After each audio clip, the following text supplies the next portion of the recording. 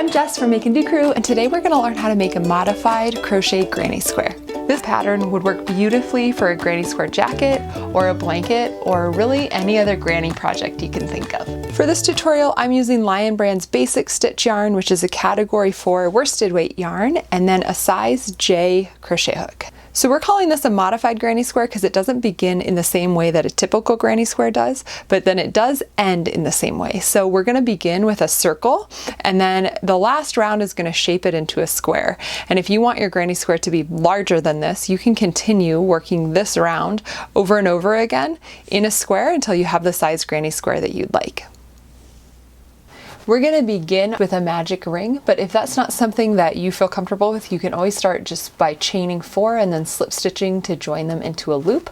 So I'm going to start here with a magic loop or a magic ring, however you want to call it. And then I'm going to chain 4. From here, I need to do a double crochet in that ring, and then I'm going to chain 1.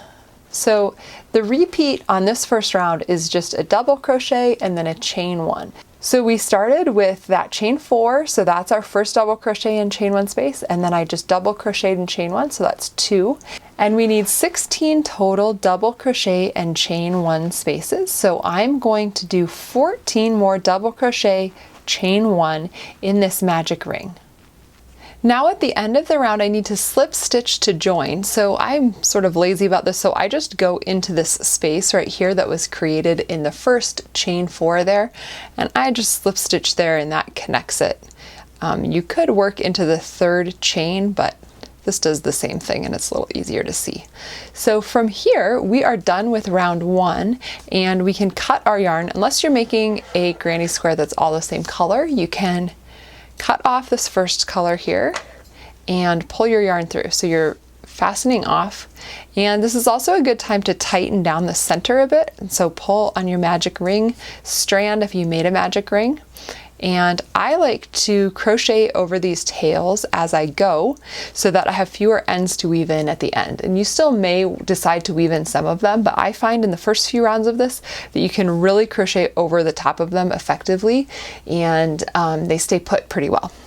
And now we're ready to attach the yarn for round 2. So my favorite way to do that is just to create a slip knot here on my hook and keep the knot sort of loose right there. And we can start this in any of these chain 1 spaces. So I like to pick one that's just slightly, because I'm right-handed, slightly to the right, so that I can crochet over these tails pretty quickly when I get started. If you're left-handed, I would do it slightly to the left, and then you can crochet over your tails this direction as you go. And to attach my yarn here, I'm just going to insert my hook with the slip knot on my hook and then yarn over and pull through. And then the reason I kept that knot sort of loose is so that I can tighten it down. And just like that, my yarn is attached now. So I'm going to start this round with chaining 2, and we're going to work a partial puff stitch here. So the reason we're only working a partial is because we have these chains to begin. So instead of yarning over 3 times the way we're going to do all the way around, we're just going to do it twice in this very first stitch. So what that looks like is I'm going to yarn over and insert my hook in the first stitch here, the same one that we attached our yarn in. And then I'm going to yarn over again and pull the loop through. So now I have 3 loops on my hook, and then I'm going to yarn over, insert my hook again, grab the yarn and pull it up. So now I have 5 on my hook, and I'm going to yarn over and pull through all 5 of those.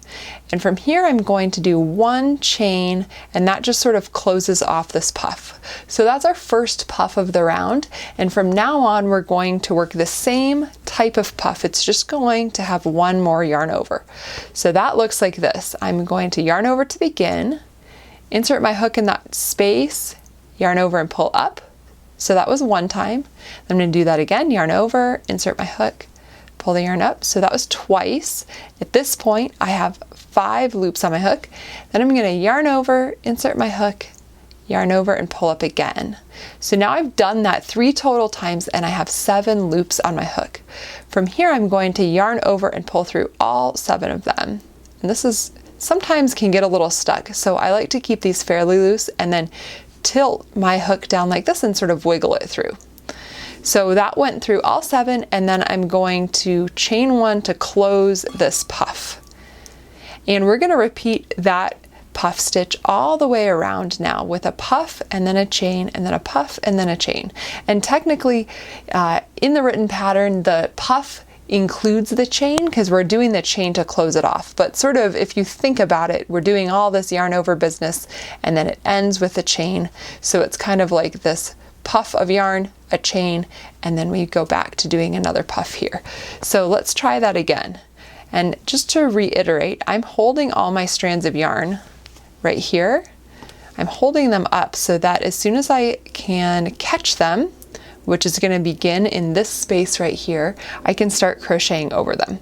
So I'm going to yarn over to begin, insert my hook in that space, and yarn over and pull up a loop. So I have 1, 2, 3. I'm going to do that again and pull up another one. So now I have 5. I'm going to yarn over again, insert my hook, grab the yarn and pull it back up. So now I have 7 again.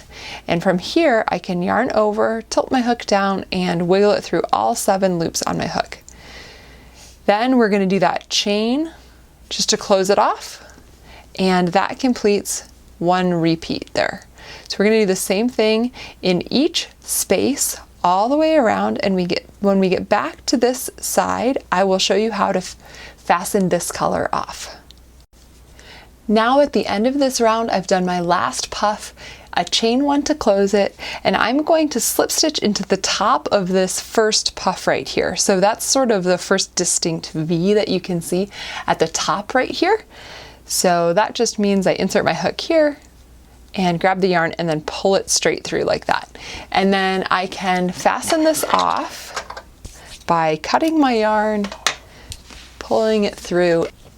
And this may sound a little redundant, but I highly suggest that you take a moment to count the number of puffs that you have at this point, because you wouldn't believe how many times I've accidentally only made 15 double crochets and chain 1 spaces in round 1 and only realized it once I counted my puffs in round 2. Or honestly, it's not been till I get to the very end and I'm trying to make a square that I realize I'm 1 short. So it's better to count now and realize your mistake rather than when you're trying to divide by 4 at the end. So once you are certain that you have 16 puffs there, we're going to attach our yarn again, just like we did before, with a loose slip knot. And then I'm going to put it in a hole that's slightly to the right of where we fastened off last time. If you're left-handed, you could put it in a hole that's slightly to the left. And the only reason I'm doing that is to make it easier to crochet over this tail. So once I yarn over and pull that loop up, I can fasten my slip knot down. And my yarn's attached now. I'm going to work over that purple tail. I'm going to chain 2, and that's the start of our cluster. Now we're going to work a slightly abbreviated cluster, a 3 double crochet cluster, just because it's the first one and we have these chains to accommodate. So the way that that looks is I'm going to yarn over and insert my hook in that chain space there, and then yarn over and pull it up. And instead of continuing like that like we did in the previous round, I'm going to yarn over and pull through 2 of the loops. So it's kind of like I just did part of a double crochet there, and we want to do that 2 more times. So yarn over, insert your hook, yarn over and pull it up. And now I'm just going to pull through the first 2 loops on my hook. So it's as if I'm completing or partially completing a double crochet. So pulling through 2 of those loops. So now I have 3 loops on my hook, and it looks like I've done 3 double crochets. We know that the first one is a chain 2, but we've got 1, 2, 3, and we want a total of 4. So we're going to do that one more time. Yarn over, pull up another loop, and then just pull through 2 of the loops on the hook. So now we have 4 total loops, and we're ready to yarn over and pull through all 4. So we're kind of completing the double crochets all at one time then. So that makes our first cluster, and between each of these clusters we're going to chain 2. So 1 and 2, and now we can begin with the repeat where we work a 4 double crochet cluster because we don't have any chains to accommodate at the beginning anymore. So the way that that looks is we yarn over and insert our hook in the next space there, and then yarn over and pull up a loop. So now we technically have 3 loops on our hook, but we're going to pull the yarn through 2 of them. So I'm going to yarn over and pull through 2. So that is our first partial double crochet of our double crochet cluster. Now I'm going to yarn over, insert my hook again, yarn over and pull up a loop. So now I have 4 loops and I need to yarn over and pull through 2 of them. So as you can see, we're sort of completing half of a double crochet and then starting over with another one. So we have 2 here, we need 4 total. So we're going to yarn over, insert the hook, yarn over and pull up a loop, and now we're going to yarn over and pull through the first 2 loops on the hook. So now we have 3 of those partial double crochets. We need to yarn over, insert the hook, pull a loop up, and at this point we have 1, 2, 3, 4, 5, 6 loops on the hook. So we're going to yarn over and pull through 2 of them. And now we're down to 5 loops on the hook. So in this spot here we had 4 because we began with that chain, but at this point we have 5 loops on our hook and 4 partial double crochets. 1, 2, 3, 4. So now we're ready to complete this, which involves yarning over, pulling through all 5 of those loops, and then we're going to chain 2. So let's try that one more time in the next space. As you can see, I'm holding these strands of yarn right here and I'm crocheting over them as I go. Starting in this round, I noticed that they are tacked down a little less tightly, so if you think that this is going to be used in something that you'll wash a lot, I would maybe take the time to weave them in with a tapestry needle, but if not, this is a great way to sort of hide them and keep them out of your way. So let's try one more 4 double crochet cluster. I'm going to yarn over and insert my hook in that next space here, and then yarn over and pull up a loop, and yarn over and pull through the first 2 loops on the hook. So now I have 2 loops on my hook and 1 partial double crochet. Yarn over, insert my hook, yarn over and pull up a loop. Now I have 4 loops on my hook and I'm going to yarn over and pull through the first 2. Again, I'm going to yarn over, insert my hook, and yarn over. And now I have 5 loops on my hook. I'm going to yarn over and pull through the first 2. So now we have 3 partial double crochets there. So we need 1 more. I'm going to yarn over, insert my hook, yarn over, pull a loop up, and then pull the yarn through the first 2 loops. So now we're back at having 5 loops on our hook, which means that we're ready to yarn over and pull through all 5 of those to complete the cluster. And then we're going to chain 2. So we can continue like that all the way around, and you may notice that my circle here is a little bit wavy, and that's okay. What I've found is that once you get the entire granny square worked, it really lays beautifully flat, and especially if you block it, it adds some nice texture here to have this density, and it won't be ripply once it's all finished. So let's work with this 4 double crochet cluster and then chain 2 all the way around here, and I'll meet you over here to talk about how we're going to join and finish this round. At the end of this round, once I've worked my chain 2, I'm going to slip stitch to the top of this cluster, kind of like we did in the previous round. So that is this first V that I can work into here, and I'm just going to slip stitch, and I can cut my yarn here so that I can completely fasten this color off.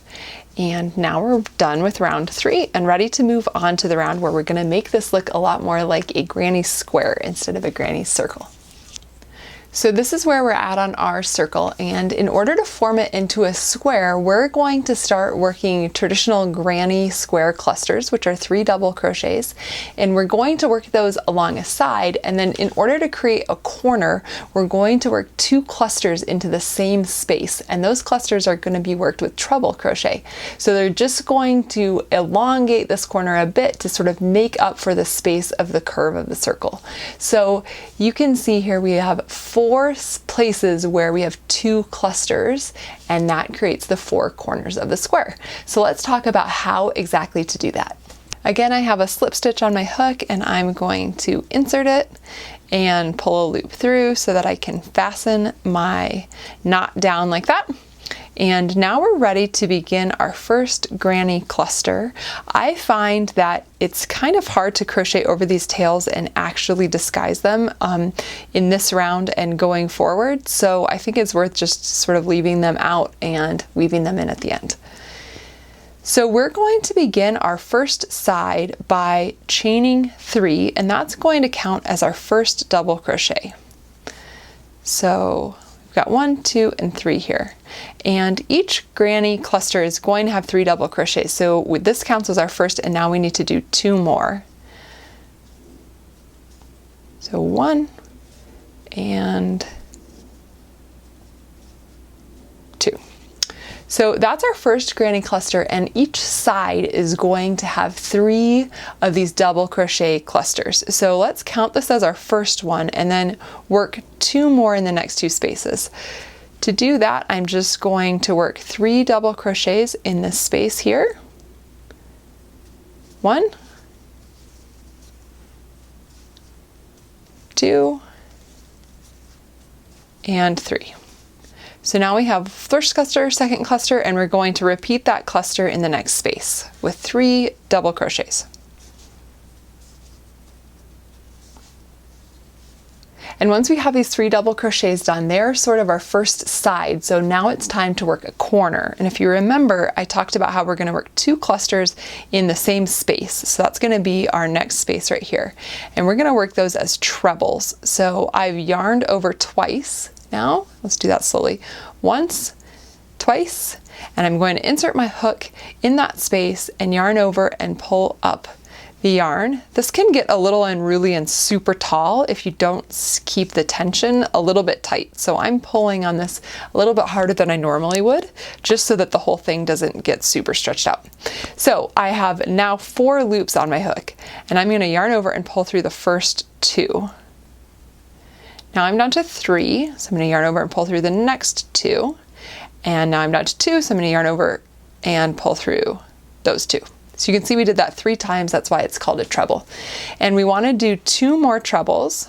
So I'm going to yarn over twice, insert my hook, pull a loop up, and then yarn over and pull through the first 2, yarn over and pull through the next 2, yarn over and pull through the next 2. So we've got 2 now, let's do that once more. Okay, now we have 3 trebles, and I'm going to chain 1, and that's going to create the corner space right here.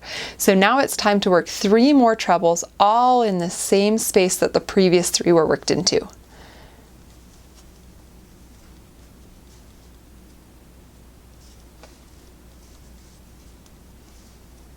And with those next 3 trebles done, we've completed our corner. So as you can see, we have the first 3, chain 1 space, and then the next set of 3. So that's the corner. And at that point, we're now ready to repeat the same series 3 more times. So we're going to create 3 more sides and 3 more corners. So that's going to involve 3 double crochets in this space, and then we're going to do that twice more. So 3 double crochets, and then in the next space we'll do a corner just like this. So 3 trebles, chain 1, 3 trebles, and we can work like that all the way around, and when we get back here we should have just completed a treble corner. So let's go ahead and repeat that 3 times, and we'll talk about how to finish this off.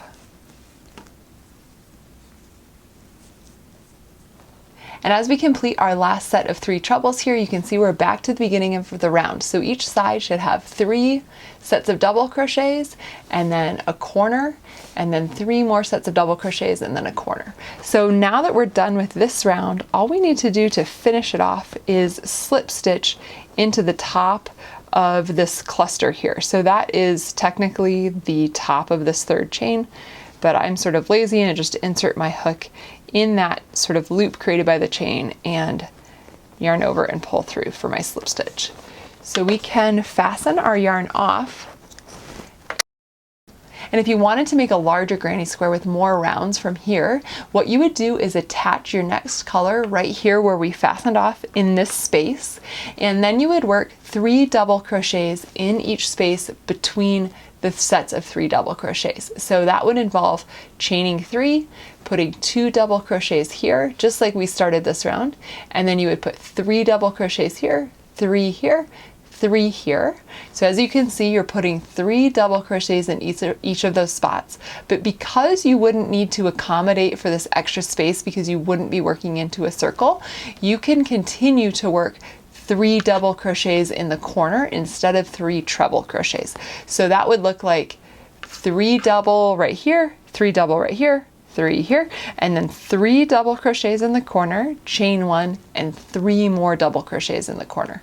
So everything would be the same, except for you'll notice that on each subsequent round, you're going to end up with one more set of 3 double crochets. So here you would have 3, the next round you're going to have 4, or you can think of it like, if you include the corner, 1, 2, 3, 4, 5, so you would have 6 on the next round. And again, you would work double crochets into the corner instead of trebles. But you can continue like that and make as large of a granny square as your heart desires. I hope you found this tutorial helpful. If you did, I would really appreciate it if you gave it a thumbs up and subscribed to my channel. And leave me a comment and let me know what you plan to make with your granny squares. I would love to hear your project ideas. Until next time, happy crocheting!